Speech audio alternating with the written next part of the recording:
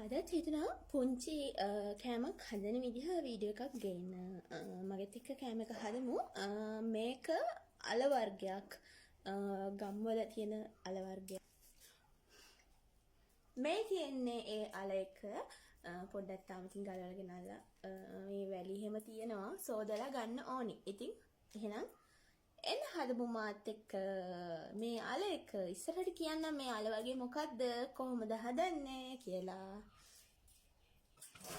ඉතින් මේ අලේක අපි ඉක්මනට සෝදගමු. ඒ ගන්න අතරේ මම කියන්නම් මේ අලේක මොකක්ද කියලා. මේකේ දම් පාට එකක් තියෙනවා දන්දිල කියලා. එතකොට මේකට රාජල කියලා කියනවා. මම නම් ගොඩක් කියන්නේ මේකට වැල් අල කියලා. මොකද මේකේ වැල යනවා. ඒ වැලේ හැදෙන අල තම්බලා කනවා පොල් එක එහෙම. පොල් එක කට සම්බල් එක එහෙම කනවා. ඉතින් මේකට කියනවා රාජල ඒ වගේම වැල් අල. එතකොට ඉතින් මේක ටට්ටක් ගාලා කපා ගමු. චුට්ටක් ඉතින් කපා ගන්න අමාරුයි. මොකද මේක සෙවල ගතිය වගේ තියෙනවා. ඒ නිසා ඉතින් මේ විදිහට ටට්ටක් ගාලා කපාගෙන යමු අපි.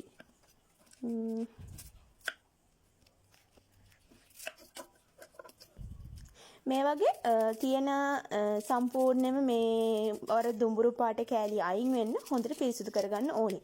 තව දෙයක් තමයි මේක මගේ අම්මා මට කියලා දීපු දෙයක්. මේ අල කපනකොට කිසිම කෙනෙක් එක්ක කතා කරන්න හොඳ නැහැ. ඒ කතා කරපුවාම එයාලගේ මතයක් තමයි මේක කපනකොට කතා කරපුවාම මේක කනකොට කට කසන්න උගුර කසන්න ගන්නවා කියන එක. ඉතින් ඒ නිසා කතා නොකර තමයි මම නම් ඒක හදන්නේ. ඉතින් මේ විදිහට සාමාන්‍ය ඔයාලට අවශ්‍ය ගානට කෑලි ටික කපා ගන්න ඕනි. ඉතින් මේ කියන්නේ මම ඒ විදිහට කපාගත්තු කෑලි ටික ඊට පස්සේ මේ ටික තව පාරක් හොඳට වතුරෙන් සෝද ගන්න ඕනි. ඉතින් සෝදගෙන ඉවරලා මොකද කරන්න කියලා අපි බලමු. මේ තියෙන්නේ මේ විදිහට මම සම්පූර්ණයෙන්ම අර තිබුණු සම්පූර්ණම අලේ කපා ගත්තා. මේ කහට හිටලා තමයි තියෙන්නේ. මේක ටක් ගාලා අර සෙවල ගතියක් තියෙන නිසා කහට හිටිනවා. ඉතින් මේක තඹ ගන්න ඕනි. මම කහ ඒ වගේම ලුණු දාලා මේක තඹ ගන්නවා. කහයි ලුණුයි විතරයි දාන්නේ. දාලා මේක තඹ ගන්නවා.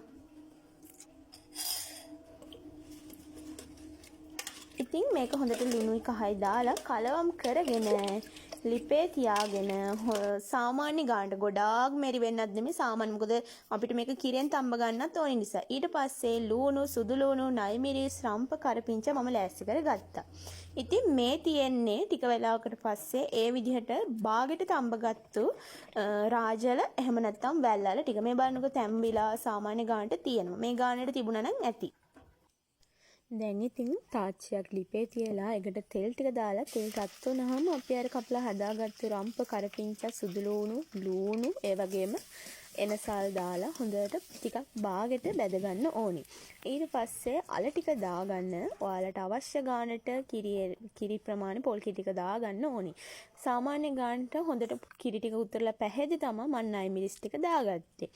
ඉතින් මේ තියෙන්නේ මම අද දවසේ හදපු රාජල මාළුව එහෙම නැත්නම් වැල්වල මාළුව. ඊට පස්සේ මම ලුණුයි අබයි තෙල් දාලා ටෙම්පරාදුව දාලා හැදුවා. ඉතින් මේ තියෙන්නේ මම අද රෑ කෑමට හදපු රාජල එහෙම නැත්නම් වැල්වල මාළුව.